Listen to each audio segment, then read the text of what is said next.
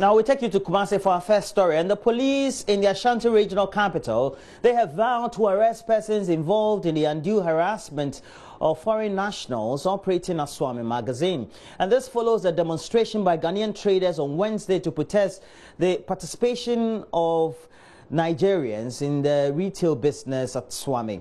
The protesters bent ties amid rioting and destruction to property belonging to the Nigerian traders. Prince Apia has more. The GUTA members, they assured us that they were going to talk to their members to calm down so that they'll be able to iron out the differences or whatever grievances is there for them to solve. Unfortunately, this morning we just woke up to hear that some members clad with red bands holding offensive weapons, some of which are woods and anything that they lay hands on, just to deter people from going to do their legitimate business. As you speak, no shops have been opened. Both the Nigerians and the Ghanaians, all of them have not opened their shops. The police patrol teams that went there spoke to the executives, asking them to bring their members to order.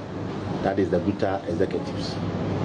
And they have assured the command that their executives from Accra, the national executives, will be with them this afternoon for a meeting.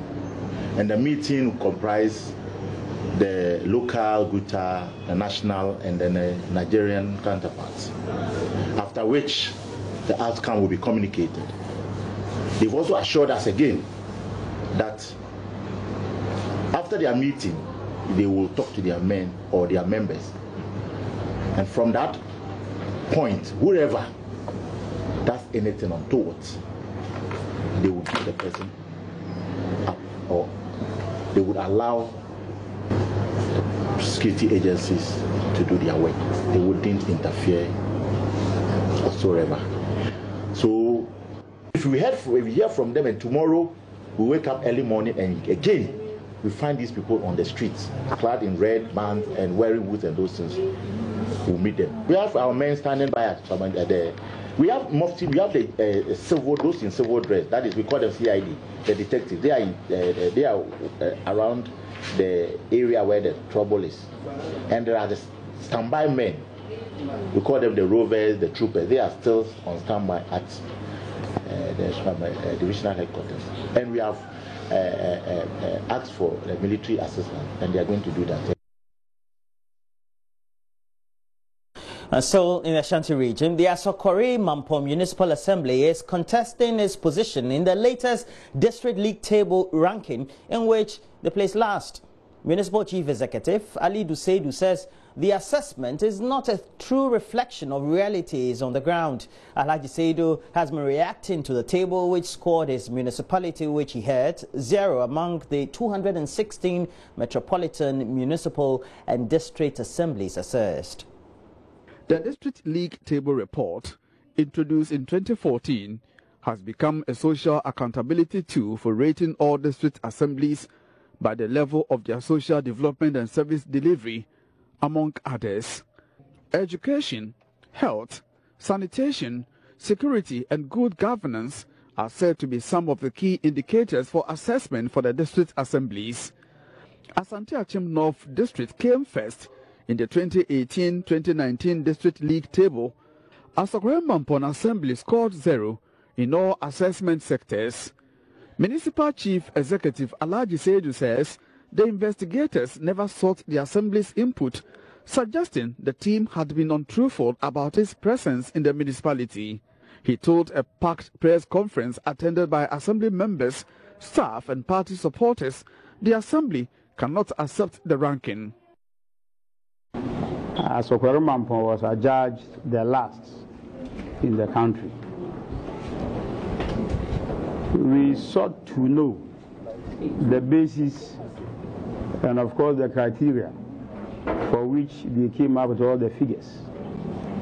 Because judging on what they got out, they said Sokwaro Mampong had 0.0%. In natural sense, as Sokwaro Mampong, not even 1 mark did the assembly get.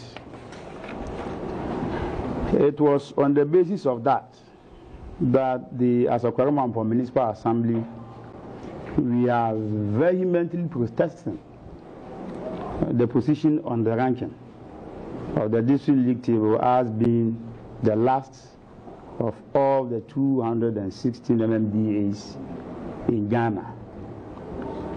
We wish to state that 2 persons from the Center for Social Policy Studies, Legon, were here to interview some personnel on the current District Assembly Common Fund formula and propose alternative formula for consideration. We were never told of any assessment or indicators for ranking on the district league table. The Assembly has since 2017 undertaken a lot of projects and programs in all sectors, including education, health, good governance, security, water, and a whole lot. We therefore protest our position on the ranking on the district league table. For sake of emphasis, we are protesting and rejecting the position of Sokwaro Mampong on the league table. Alhaji Ali Dusedu also accused the compilers of misrepresentation in the report. According to him, the Assembly has done so well in the provision of education and health infrastructure, sanitation and security. Crime rate has reduced tremendously. When you meet all the police commanders around, they will tell you, up to where we are, the assembly or the municipal area used to be, in one way or the other, a place of religious intolerance. You have the same sect within the Islamic sector coming up with either they understand or they go against your whatever you do. Akida, they call it Akida. Since our assumption, none of these things has ever been recorded. You can't use an issue at Manson Kwanta where 7 people were gunned down mistakenly by virtue of the report of the commission of inquiry that was established by the president, to come and say there is insecurity in Sokwaro Mampong. From Kumasi for Joy News, Oyuminteria reporting. And from there, now let's take you to the Upper West region, where drivers and other motorists, including businessmen, plying the Watuna Solar Highway are worried about the deplorable condition of the road. They say apart from wasting productive working hours plying the route, the gaping potholes on the highway are a disincentive for motorists, an incentive for armed robbery. Rafiq Salam went on a drive on the road and reports that the government's delay in fixing the poor state of the road has attracted children of school-going age to abandon classrooms and serve as street beggars. This is how the Watuna Solar Highway looked like 30 years ago. It was dusty, bumpy and replete with gaping holes from one shoulder of the road to the other. It was the only direct route that connects the Upper West region to their northern neighbors and southern counterparts. As a result of that, vehicular traffic on the highway was huge. Accidents were synonymous with the road. Sea of people has maimed and others lost their lives plying this route. Contract for the construction and tarring of the road was awarded to the well-known Lebanese philanthropist P.N.W. Ghanem, who constructed over 90% of roads in the Upper West region. So his pedigree and capability was not in doubt, and he executed the contract to satisfaction. Close to 3 decades after its completion, it appears the road has now outlived its lifespan and needs to be fixed again. This is the Watuna Highway, which is about 60 kilometers. Vehicles plying this route are expected to do 1 hour. But here's the case, they're doing over 2 hours because of the gaping manholes right here. Government inability to fix the road quickly has forced school-going kids to abandon the classroom and turn into street beggars. With a hole and basin, they first sank and spread it on the gaping holes. Their Wellington boots serve as a compactor. We met 6 to Morris, few kilometers to Kolmasa, driving a Chrysler from Watusunyai, trailing a heavily loaded Kia truck. Morris attempted to meander his way through slew of potholes dotted across the road. You got to do something about this road. It's really terrible, especially if you're driving a saloon car. it's terrible. You have to slow down. But the 4x4 people, they think, it's all good. But trust me, they also feel the pinch. Yeah, even though it's 4x4, they feel the pinch. They change the parts. Yeah, so whoever is responsible, please, again. We shouldn't wait for election time before people, they come and level it or whatever, to get votes. Let's solve our problems permanently, It is not unusual to see spoiled vehicles on the highway with stranded passengers in the excruciating heat.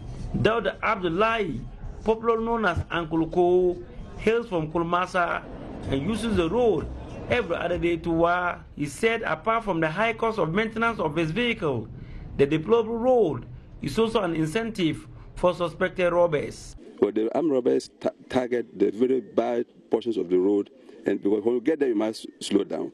If they target you there, you get there, you are easily caught up there in the robbers every day. Robbery here is a daily affair, and I can attribute that to the bad nature of this road.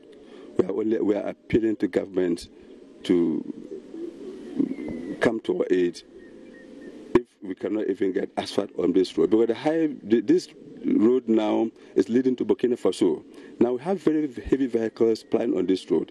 The Upper West Regional Director of the Ghana Highway Authority, Engineer Thomas Kofi Opomba, told Joy News on phone that the road has been awarded to 10 contractors to do sectional repairs and pothole patching.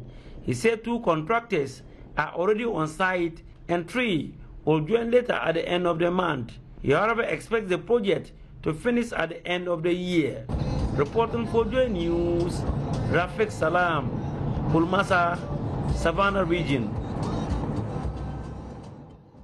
And back here in Accra, the Inspector General of Police, David Asantia Piutu, and the CID Director General, COP Mamitiwa Dodankwa, have been ordered by an Accra High Court to show up on July 3 over the continued detention of Gregory Afoko, a suspect in the murder of Upper East MPP Regional Chairman in 2015. The two had to produce Gregory Afoko, who is being kept at a security installation despite a court granting him bail. His lawyers want the 2 top officers punished with custodial sentence for refusing to release Mr. Afoko. Justice Jennifer Dodu says she will no longer tolerate the absence of the 2 officers. There's more in the following report. Gregory Afoko has been in the custody of the police since May 2015 when he was arrested and named as a key suspect in the murder of NPP Upper East Regional Chairman Adams Mahama. He was put before court and committed to trial at the High Court, but the Attorney General's office truncated the trial barely 2 months to judgment. Mr. Afoko was released and immediately rearrested, with lawyers challenging the AG's decision at the Supreme Court. They also got an Accra High Court to grant Mr. Afoko bail, but he was not released by the police.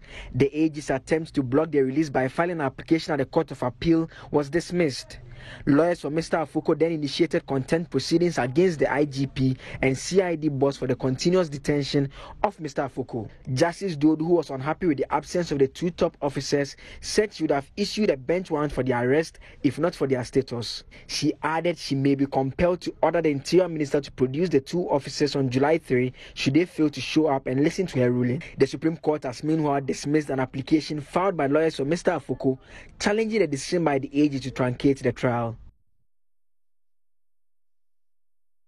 I want to end the news, but before we go, a lot of fans seeking an upset had their bets on them. But Sunrise High School, based in the Volta Regional Capital Hall, failed to live up to its 2018 heroics in the National Science and Maths Quiz.